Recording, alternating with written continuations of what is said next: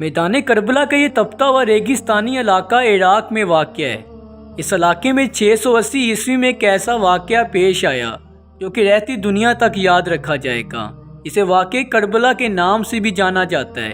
یہ ایک نہایت دردناک واقعہ تھا جس میں حضرت امام حسین علیہ السلام کو شہید کیا گیا۔ ان کے ساتھ 72 صحابہ کو بھی اسی جنگ میں شہید کر دیا گیا۔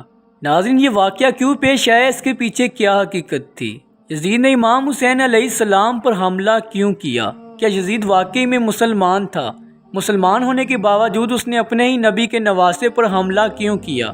یہ تمام حقیقت آپ کو آج کی ویڈیو میں دیں گے، اس لیے اس مختصر سی ویڈیو کو آخر تک لازماً دیکھیے گا۔ ناظرین، یزید کے بارے میں آپ اتنا تو جانتے ہوں گے کہ یزید بھی ایک مسلمان تھا، لیکن وہ نام کا مسلمان تھا۔ اس نے اسلام کے خلاف کچھ اقدامات کرنا شروع کر دیے۔ یزید اقتدار کی لالچ میں اس قدر اندھا ہو گیا کہ اس نے نبی پاک صلی اللہ علیہ وسلم کے احکامات کو بھی جھٹلا دیا۔ وہ کہتا ہے کہ نماز ضروری نہیں۔ اس نے شراب پینے کو بھی حلال قرار دیا۔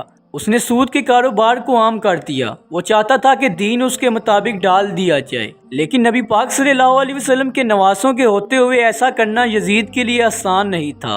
حضرت امام حسین علیہ السلام کو پتہ چلا کہ کوفہ میں لوگوں کی حالت بہت بگڑ گئی ہے، ایمان نام کا ہی رہ گیا ہے، وہ اسلام سے دور ہوتے جا رہے ہیں، اسلام میں اپنے مطابق تبدیلیاں کرتے جا رہے ہیں۔ تو آپ نے کوفہ کے سفر کا ارادہ کیا اور اپنے ساتھ 72 صحابہ اکرام کو بھی ساتھ لیا، کوفہ کی طرف روانہ ہو گئے۔ اب کوفہ کے لوگوں کے درمیان یزید نے پہلے ہی فساد پھیلا دیا تھا۔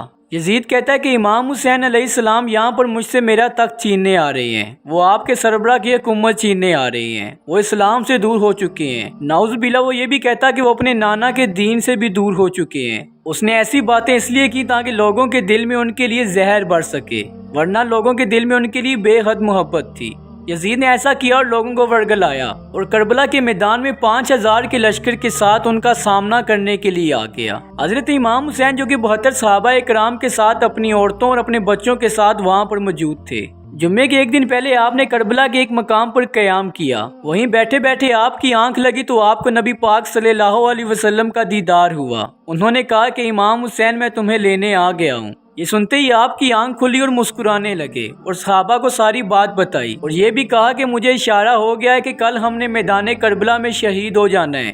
اگر آپ میں سے کوئی جانا چاہتا ہے تو جا سکتا ہے، کسی سے مجھے کوئی گلہ نہیں ہوگا، اور بروز قیامت بھی آپ سے کوئی بھی سوال نہیں کیا جائے گا۔ لیکن وہ سارے کے سارے صحابہ آپ کے ساتھ اس قدر محبت کرتے تھے کہ آپ کو چھوڑ کر جانے کا تصور بھی نہیں کر سکتے۔ وہ چاہتے تھے کہ وہ بھی انہی کے ساتھ ہی یہاں پر شہید ہو جائیں، کیونکہ یہ ان کے لیے باعث فخر تھا۔ اگلے دن کا آغاز ہوتا ہے اور یزیدی فوج سامنے کربلا کے میدان میں امام حسین کے 72 صحابہ اکرام کا انتظار کرتے ہوئے دکھائی دیتی ہے۔ اب کربلا کے میدان میں حضرت امام حسین نے پہلے اپنے لوگوں کے ساتھ خطاب کیا، پھر یزیدیوں کے ساتھ مخاطب ہو کر خطاب کیا اور کہا کہ کیا تم لوگ مجھے بھول چکے ہو؟ کیا میں محمد صلی اللہ علیہ وسلم کا نواسہ نہیں ہوں؟ کیا میں نے تم میں سے کسی پر ظلم کیا ہے یا کسی کا حق کھایا ہے یا کسی کو قتل کیا ہے؟ آپ نے کہا کہ مجھے موت کا کوئی ڈر نہیں، موت میرے نزدیک اللہ تعالیٰ سے ملاقات کا ایک راستہ ہے، لیکن میں آپ کو سمجھانا چاہتا ہوں کہ آپ اتنا بڑا گناہ نہ کریں کہ بروز قیامت آپ صلی اللہ علیہ وسلم کے سامنے آپ جواب نہ دے پائیں کہ آپ نے ان کے نواسے کو قتل کر دیا۔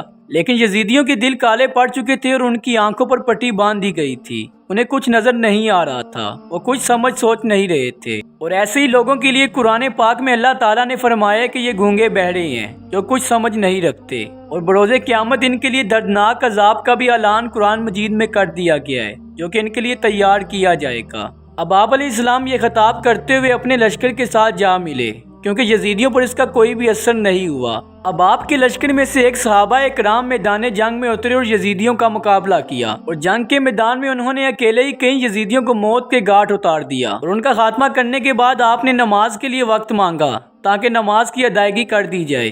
اب یزید کا سپہ سالار سمر یزید کے پاس گیا اور اسے بتایا کہ ان کا ایک آدمی ہمارے کئی آدمیوں کو مار کے چلا گیا ہے، اس طرح تو ہم ان کے ساتھ ہار جائیں گے۔ اور اس بارے سوچتے ہوئے یزید کا دھیان شیر خدا کے شیر حضرت عباس علیہ السلام پر گیا۔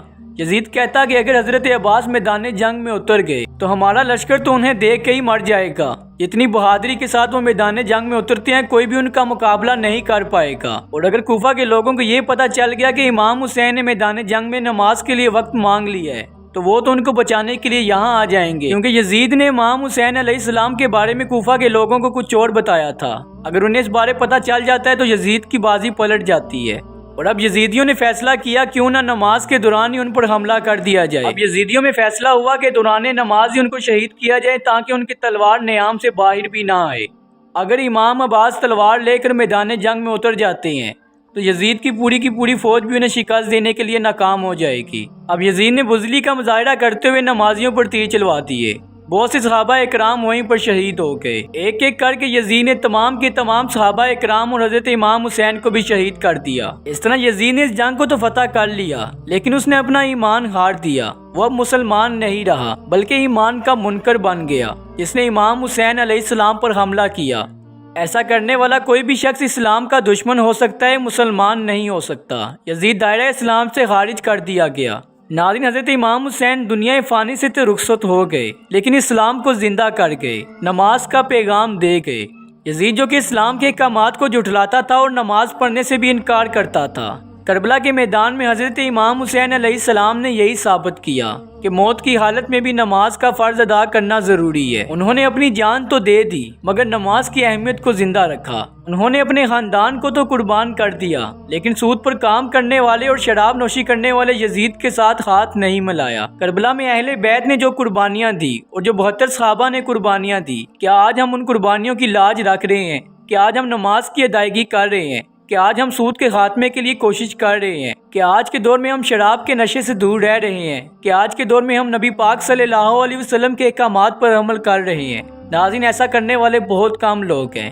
یقیناً ہمیں اس بارے سوچنا ہوگا، آخر کیا ہم نے ان کی قربانیوں کی لاج رکھی ہے یا پھر ہم یزیدیوں کے راستے پر چل رہے ہیں؟ اس بارے بھی ضرور سوچیے گا اور نماز کو بھی ہمیشہ کے لیے زندہ رکھیے گا تاکہ بروز قیامت ہم حضرت امام حسین علیہ السلام کا سامنا کرنے کے قابل ہو سکیں، ہم ان کو جواب دے سکیں کہ ہم نے آپ کی قربانیوں کی لاج رکھی ہے۔